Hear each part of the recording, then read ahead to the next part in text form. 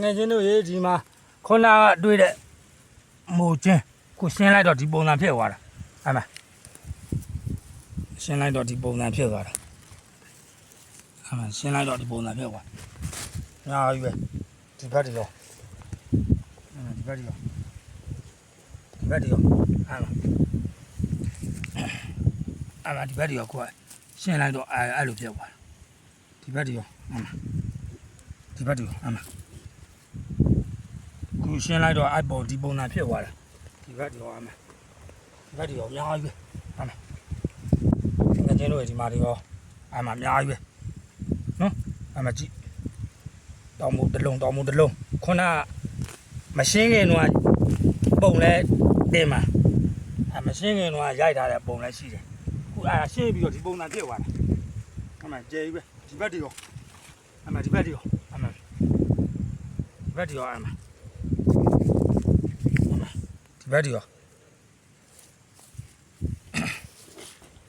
ဒီဘက်တရောအဲ့မှာအများကြီးပဲဟောဒီဘက်တရောအဲ့မှာဟောဒီဘက်တရောအဲ့မှာအများကြီးပဲဒီရှင်းလိုက်တော့ဒီပုံစံကြီးဖြစ်သွားတာ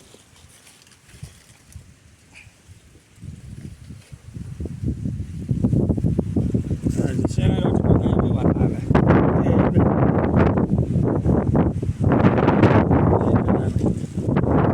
ရရင်တော့မိုက်တော့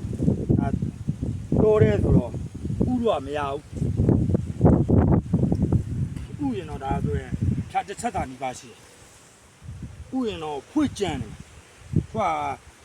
ဥတော့မရဘူးကိုအိမ်ဘေးကိုခြံဘေးဆိုရင်တော့ဥရတာကြောင်းမဆန်းဘူးဒါတိုးတယ်ဆိုတော့ဥလို့လည်းမရဘူးကျေးဇူးများတယ်တကယ်ကြီးပါဒီမှာဖန်ငါးသီးတွေရောဆိုတာစစ်ဘက်ဝင်ဖန်ငါးသီးဇီးဘူးဖန်ငါးရဟန်းစားတယ်ဖန်ငါးသီးဒါခုနကြားခဲ့တာမို့ကျော်တလင်းမို့လေးနဲ့တောင်မို့ချောင်းကိုညလေကျေးဇူးများတင်တယ်တကယ်ချင်းအားလုံးဘိုင်ဘိုင်